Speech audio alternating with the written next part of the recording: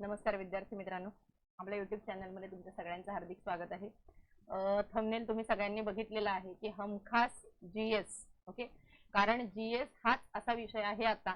कारण जर आपण करंट अफेअर्सचा विषय केला तर करंट अफेअरचा विषय आता हाताच्या थोडासा बाहेर गेलेला आहे। आपण जितकं काही बघतोय या 2 वर्षांपासून, आपण जेवढा काही अभ्यास करतोय तितके मार्क्स आपल्याला करंट अफेअर्स मध्ये मिळत नाही।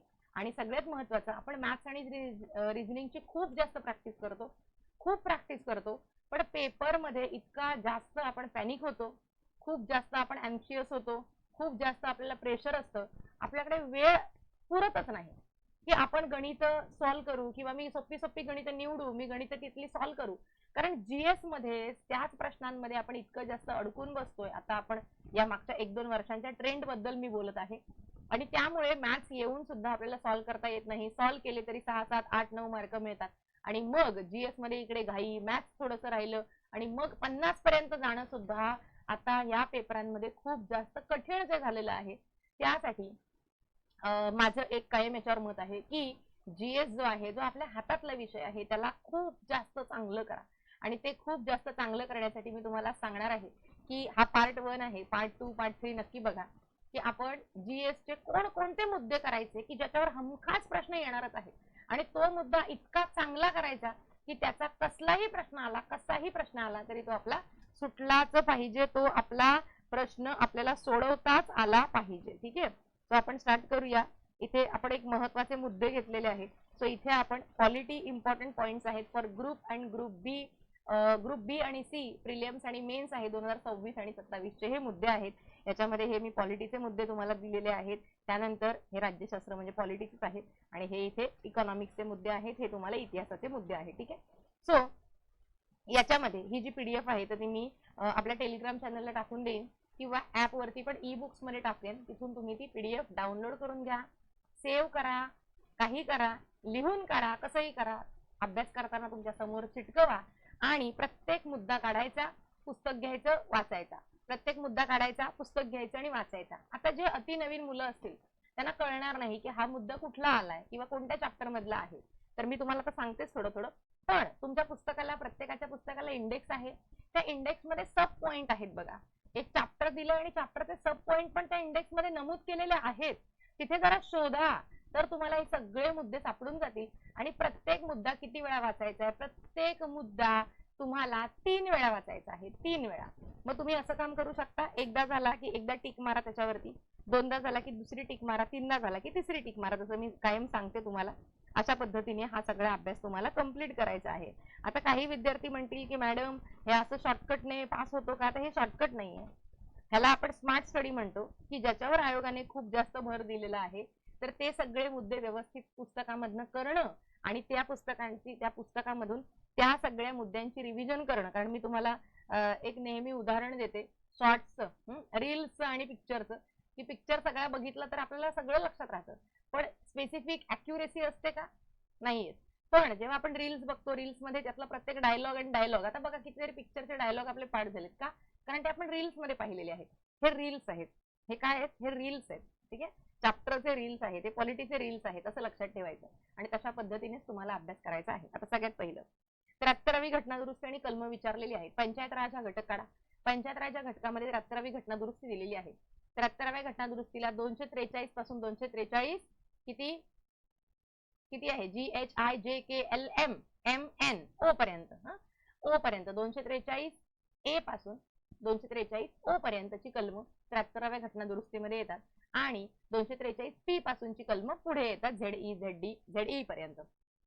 तर हे जे 73वी घटना दुरुस्ती आहे ही तुम्हाला पंचायत राज या घटकामध्ये मिळून जाते।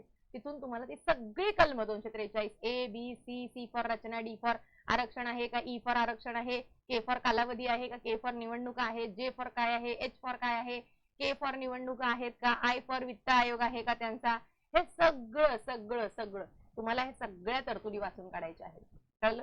सो हा आहे सगळ्यात पहिला मुद्दा, 73वी घटना दुरुस्ती।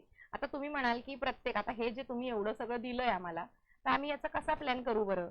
तर दररोज तुम्हाला 10 मुद्दे करायचे। किती मुद्दे करायचे? 10 मुद्दे करायचे आणि नंतर तुम्हाला बाकी जो काही अभ्यास करायचा तो तुम्ही करा, पण आधी सुरुवातीला सकाळी उठल्या उठल्या ही पीडीएफ तर तुमच्या पहिल्या समोर डेस्कवर चिटकवा आणि 10 मुद्दे करा। मग 10 मुद्दे तुम्ही कोणतेही करू शकता, बघा आपण आजचे 10 मुद्दे फक्त आज एक्सप्लेन करते मी आणि मग आपण परत हे दररोज घेत राहू.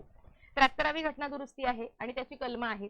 विधानसभा करा. विधानसभा खूप जास्त मोठा चॅप्टर आहे, पण होऊन जाईल. 1 तास 1.5 तास व्यवस्थित वाचलं तर होऊन जाईल. त्यानंतर याच चॅप्टर मध्ये जेव्हा फोकस करू आपण तेव्हा 168, 169, 170, 171, 172 या कलमांवर जास्त फोकस करायचा आहे. ते सगळं व्यवस्थित वाचायचं आहे.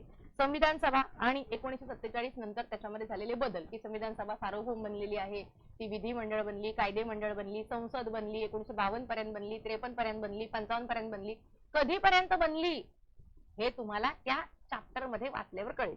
घटना निर्मिती हा जो घटक आहे आणि घटनेची वैशिष्ट्य याच्यात तुम्हाला संविधान सभा आणि 1947 नंतरचे बदल हा घटक मिळून जाईल. त्यानंतर कलम आहे 23 आणि 24. तो कलम तुम्हाला 20, 21, 22, 23, 24 हे 5च कलम आज वाचायचे. या 5 कलमांमधून तुम्ही काय करायचं तर याचे जे अपवाद विचारलेले आहेत, याच्यामध्ये जे याचे उपकलम विचारलेली आहेत, 23चं वाचा, 24चं वाचा, त्याच्यानंतर 25चं नाहीये, पण इकडे 20, 21, 22 ची खूप जास्त उपकलम आहेत, त्याचे अपवाद दिलेले आहेत.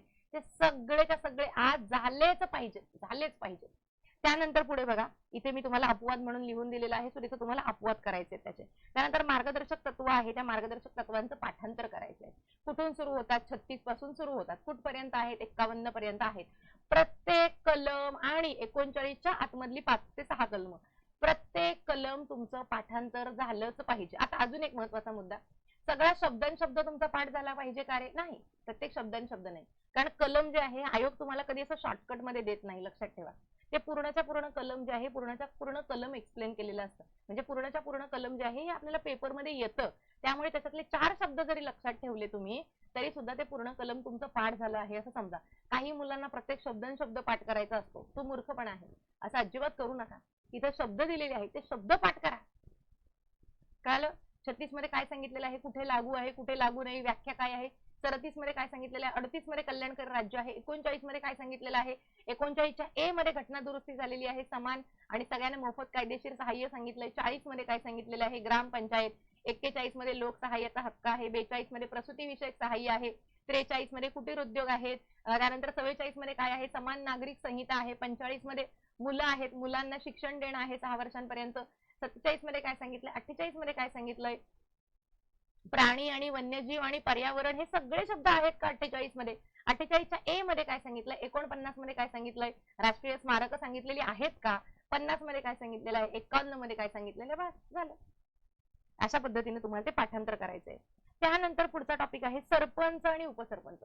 सरपंच उपसरपंच सगळ्यात पहिल्यांदा निवड कशी होते, डायरेक्ट होते, इनडायरेक्ट होते.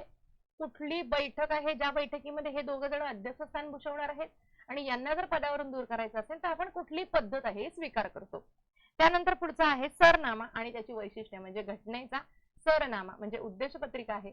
या उद्देशपत्रिकेची वैशिष्ट्ये आणि उद्देशपत्रिका पाठ झाली पाहिजे अशा पद्धतीने. आणि त्याच्या पुढे आहे तुमचा राज्य लोकसेवा आयोग. ठीक आहे. सो राज्य लोकसेवा आयोग म्हणजे एमपीएससी आहे. तर एमपीएससीचं सगळं, मग एमपीएससी 315 मध्ये काय आहे, 316 काय, 317 काय, 18 काय, त्याचा अहवाल कुठे आहे, त्याच्या लोकांना सदस्य आहेत, सदस्यांचा कालावधी काय आहे, सदस्यांना पदावरून कोण दूर करतं, आताच्या परीक्षेचा प्रश्न. सो असे सगळे 315 पासून 323 पर्यंत कलम आहेत. सगळी तुमची तोंडपाठ झालीच पाहिजेत आजच.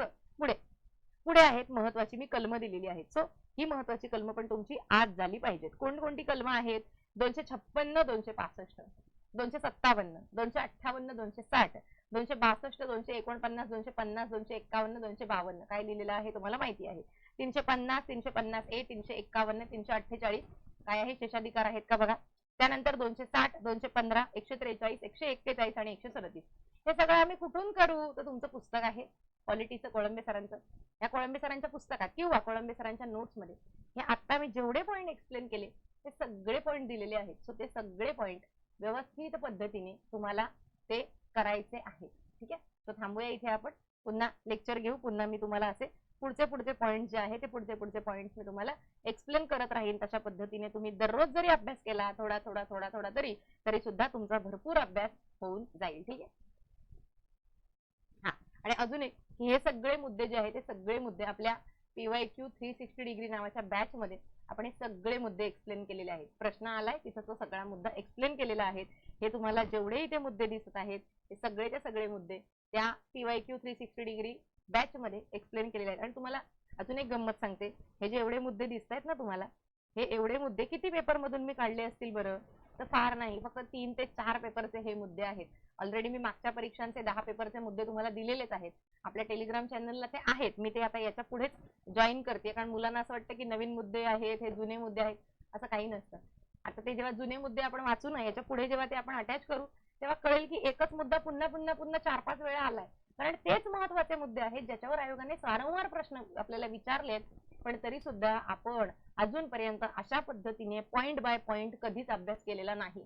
नुसतं पुस्तकं वाचणं आणि पुस्तकं संपवणं हा अभ्यास नाही. हे सगळ्यात आधी तुमच्या डोक्यात असू द्या, हे सगळ्यात पहिलं तुमच्या डोक्यात जाऊ द्या. हे अशा पद्धतीने व्यवस्थित एक एक मुद्दा व्यवस्थित खूप चांगला करा आणि बघा मग त्याच्यावरचा आलेला प्रश्न तुमचा चुकतो का. आणि जर तरी प्रश्न चुकत असेल तर मग आपल्याला थोडासा विचार करायची गरज आहे. ठीक आहे. सो एवढं सगळं व्यवस्थित तुम्हाला करायचं आहे. तुम्ही याचा स्क्रीनशॉट काढून घेऊ शकता. तुम्ही स्क्रीनशॉट काढून घ्या, म्हणजे तुम्हाला मी थांबते 1 मिनिट आणि ह्याचा तुम्ही स्क्रीनशॉट काढून घ्या या एवढा पेजचा, आणि तुम्ही हे सगळे मुद्दे आजच्या आज करून घ्या. ठीक आहे. साईडला होते, मग तुम्ही त्याचा स्क्रीनशॉट काढून घ्या.